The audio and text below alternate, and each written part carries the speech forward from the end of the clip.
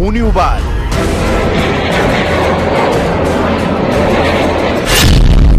तेल अवीव से बेरूत तक बरसा बारूद।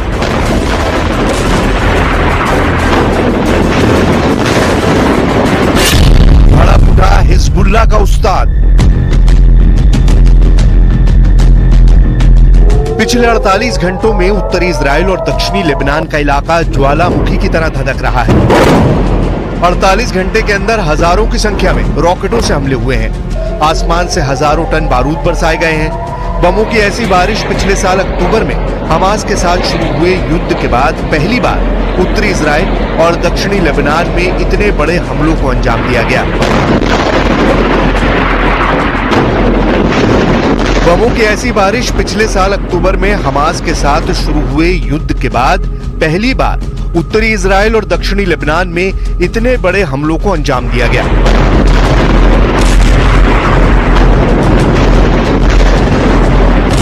हिजबुल्लाह ने रविवार को सुबह सुबह इजराइल पर सैकड़ों रॉकेट और ड्रोन दागे, जबकि इजराइल की सेना ने कहा कि उसने एक बड़े हमले को विफल करने के लिए लेबनान पर करीब 100 जेट विमानों से हमला किया। 10 महीने से ज्यादा समय से चल रहे युद्ध में ये सबसे बड़े हमले थे। सुबह के वक्त आसमान में मिसाइलें देखी गई। उत्तरी इजराइल में हवाई हमले के सायरन बजने लगे, लेकिन इतनी ज्यादा संख्या में रॉकेट से हमले हुए थे कि इजराइल के एयर डिफेंस सिस्टम फेल हो गए।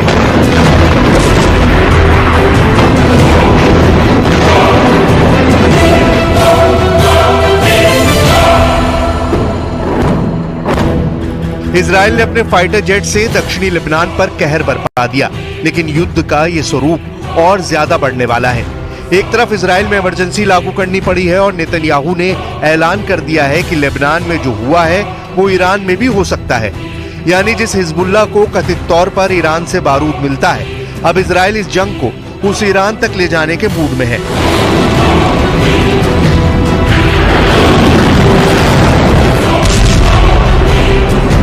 नेतन्याहू के इस ऐलान के बाद भी हिजबुल्लाह रुकने वाला नहीं है। हजारों लॉन्च पैड तबाह होने के दावों के बाद भी लेबनान से ऑपरेट करने वाले हिजबुल्लाह के कमांडर ने ऐलान किया है कि इजराइल को किसी तरह की माफी नहीं मिलने वाली।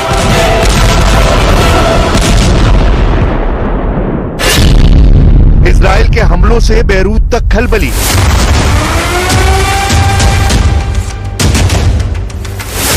नसरल्लाह का ऐलान, होगा बड़ा घमासान।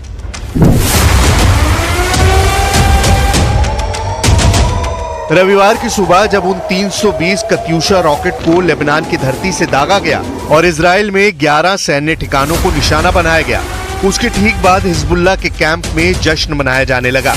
लेबनान में एक अज्ञात जगह पर हसन नसरल्लाह ने ऐलान किया कि यह बदले की कार्रवाई थी और ये एक्शन इसलिए जरूरी था क्योंकि इलाके में जो इक्वेशन है उसका बैलेंस रहना जरूरी है।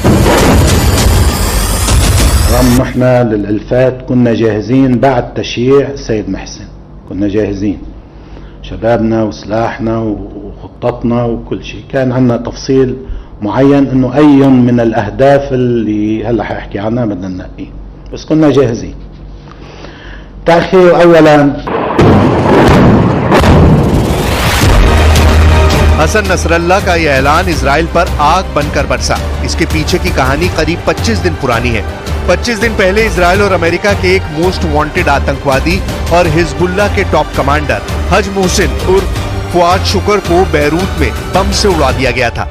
उसी की फोटो लगाकर नसरल्लाह ने भाषण दिया, जिसे हिजबुल्लाह के जरिए नियंत्रित किए जाने वाले लेबनानी टीवी चैनल अल-मना टीवी पर प्रसारित किया गया।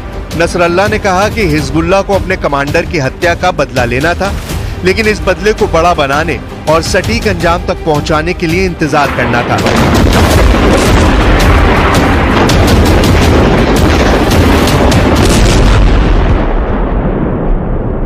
وأحد أسباب الركض الأمريكي المنافق هو الخشية من رد محور المقاومة وتداعيات الردود والذهاب إلى حرب إقليمية ومشاكل. بلشوا يحكوا إنه في وقف العدوان ووقف إطلاق نار وطولوا بالكم وإلى آخره. بالحقيقة نحن تريثنا.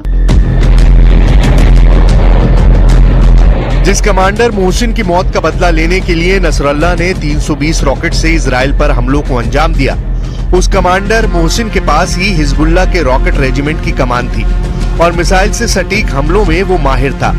नसरल्ला का प्लान 6000 रॉकेट से हमला करने का था, लेकिन जिस समय अमेरिका और इजराइल हमास के साथ युद्ध विराम के एग्रीमेंट पर काम कर रहे थे, उस वक्त हिजबुल्लाह ने ऑपरेशन मोहसिन को अंजाम दिया और इजराइल पर 10 महीनों में सबसे बड़े हमले को अंजाम देकर हालात ऐसे कर दिए कि इजराइल को 48 घंटों के लिए देश में इमरजेंसी लागू करनी पड़ी।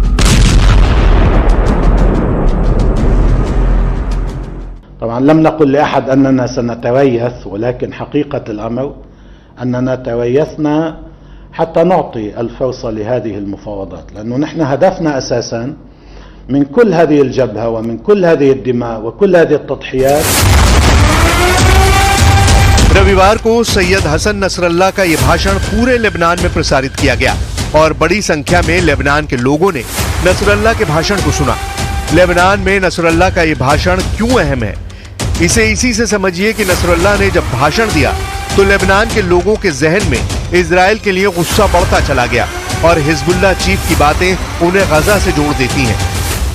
دائما كلام السيد بيعطي معنويات وبيعطي ثقة لجمهور المقاومة ولكل الناس الوطنيين، مش بس لجمهور المقاومة. كلام مريح وواقعي وفي حس وطني كبير. اليوم قال للناس كلها نحن ما بنسكت عن حقنا لأنه ربينا هيك، ونحن بهالحرب حتى وقف الحرب على غزة، ونحن جنبنا المدنيين لأنه قيمنا وأخلاقنا وشيمنا بتتجنب المدنيين، وحنضل نتجنب المدنيين. ما عندنا إلا أهداف عسكرية، والعين بالعين والسن بالسن والبدء أصلا. उधर हिजबुल्लाह ने इजराइल के उन दावों को खारिज कर दिया है जिसमें इजराइल ने दावा किया है कि उसने हिजबुल्लाह के हजारों लॉन्च पैड को तबाह कर दिया है। यानी हिजबुल्लाह अभी भी आने वाले समय में अपने कमांडर की मौत का बदला लेने के लिए नए हमलों को अंजाम दे सकता है, लेकिन इसकी तैयारी के लिए एक बार फिर उसे वक्त चाहिए होगा, जबकि इजराइल को सोचना नहीं है। नेतन्याहू की सेना के गोदाम में बारूद ही बारूद है और वो सिर्फ एक इशारे पर लेबनान में हिजबुल्लाह के ठिकानों पर किसी भी वक्त बरस सकते हैं।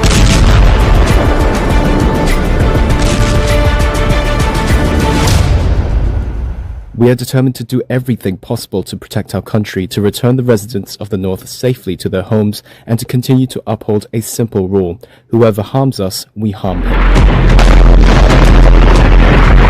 रविवार को हुए हमले ऐसे समय में हुए जब गाजा में लड़ाई रोकने के लिए आखिरी कोशिश के तहत काहिरा में फिर से बैठक हो रही थी। वहीं अमेरिका से व्हाइट हाउस का बयान आया कि राष्ट्रपति जो बाइडेन इलाके में हो रही घटनाओं पर नजर रखे हुए हैं, लेकिन जो बाइडेन के खिलाफ मोर्चा खोलने वाले अमेरिका के पूर्व राष्ट्रपति और मौजूदा राष्ट्रपति के चुनाव में शामिल डोनाल्ड ट्रंप ने ऐलान कर दिया है कि कहीं ये जंग तीसरे विश्व युद्ध की ओर न पहुंच जाए। मध्यपूर्व में हमारे लिए कौन बातचीत कर रहा है? हर जगह बम गिर रहे हैं। स्लीपी जो कैलिफोर्निया के समुद्र तट पर सो रहे हैं, जिन्हें डेमोक्रेट्स ने जबरन बाहर कर दिया है, और कामरेड कमला अपने बहुत ही बुरे उपराष्ट्रपति उम्मीदवार टेम्पो टिम के साथ बस यात्रा कर रही हैं। कहीं तीसरा विश्व युद्ध ना हो, क्योंकि हम वहीं जा रहे हैं, क्योंकि हम वहीं जा रहे हैं। वहीं नसरल्ला ने ऐलान किया है कि हिजबुल्लाह के रविवार के हमले ने गजा में युद्ध विराम के लिए एक मौका तैयार किया है। वहीं आईडीएफ ने ऐलान किया है कि लेबनान में हिजबुल्लाह के ठिकाने अभी भी उनके निशाने पर हैं और उत्तरी इजराइल में नागरिकों की सुरक्षा को सुनिश्चित करने के लिए इजरायली सेना किसी भी हद तक जा सकती है।